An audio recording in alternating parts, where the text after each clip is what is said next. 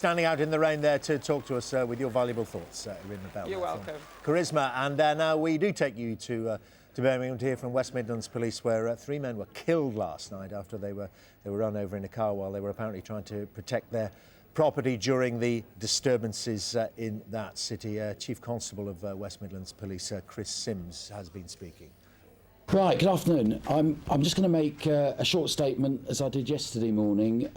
You will have to excuse me that this is an extremely busy day for us, so I'm afraid I'm not going to be able to do interviews afterwards, but there's time for questions, which hopefully will fill those gaps. So let me start by saying the obvious, really, that we've had another very difficult night in Birmingham and across the West Midlands. And I want to start perhaps by talking about the events of the late evening.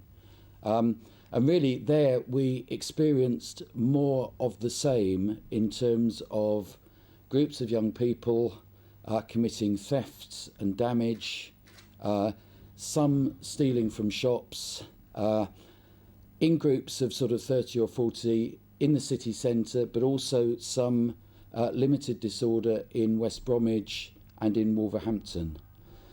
And as I said yesterday morning to you, our response in West Midlands Police has been to be robust with young people who are committing crime.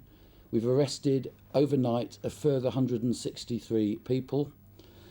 And we have continued, as we did yesterday, to arrest people outside of the public order arena.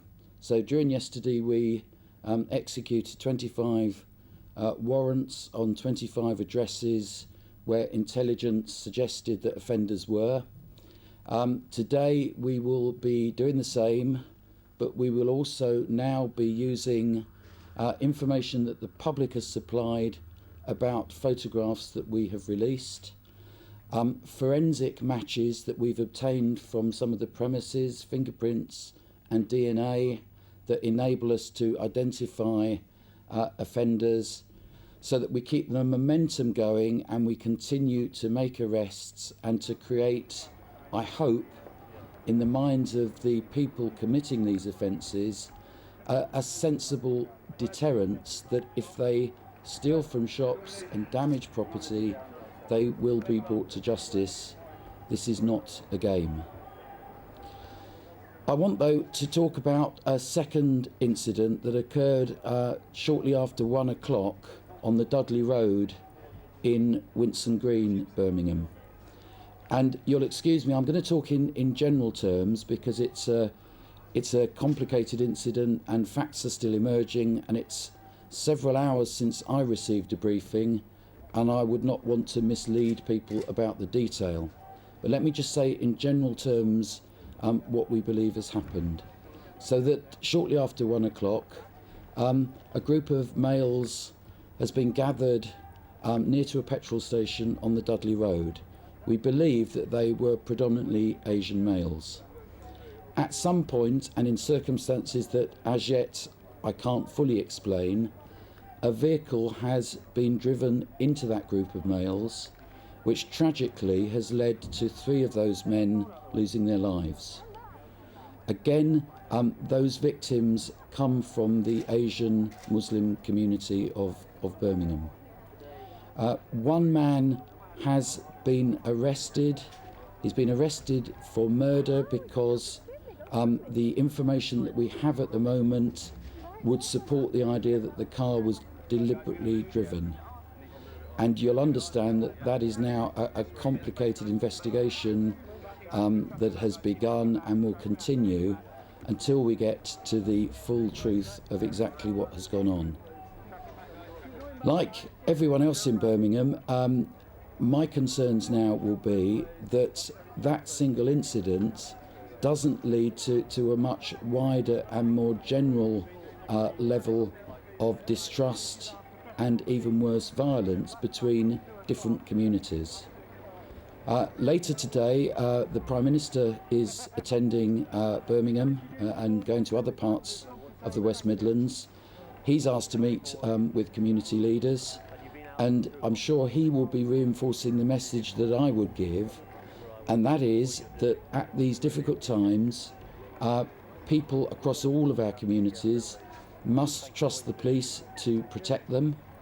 They must act, I think, with a sense of cool calculation, because these are difficult times. We know that people are worried, concerned, angered perhaps, but I would appeal to people, particularly at this time, to be calm. If we are calm, I'm absolutely confident that the people of the West Midlands can get through this, for us, strange and difficult phase, and that we can rebuild trust between communities and we can move on with a sense of purpose.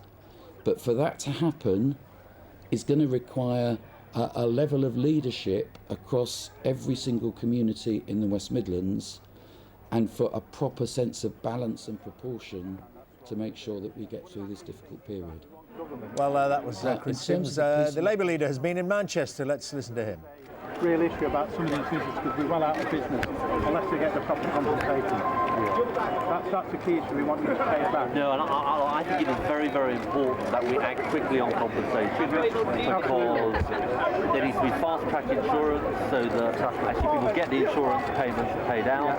The local councils have the resources to help compensate businesses and indeed families who've lost out as a result. Yeah, and some of the firms don't have insurance, and you need to get the proper compensation. That's the message we want you to have 120,000 jobs in city centre, and those decent law-abiding people should not suffer because of these thugs and those kind of criminal law breakers and that. They want you just to go close to that. I've never seen children change mind. Well, that's Ed Miliband visiting Manchester, looking at some of the aftermath of last night's events for himself, listening to some of the concerns one suspects there of the business and shop owners. And earlier we were just a few moments ago just listening to Chris Sims, the Chief Constable of West Midlands Police, about efforts his force have been making to contain the violence and deal with the aftermath of it. Perhaps most significantly, a number of arrests, he said, had been made, 163 last night, and made it very clear that they're still picking people up in, as he termed, outside of the public order arena, meaning outside of the nighttime hours when that is happening, and picking people up in their beds and homes if they've been identified by CCTV, DNA or fingerprints. Well, more on that to come, but we want to look at the business world now and the economic forecasts from the Bank of England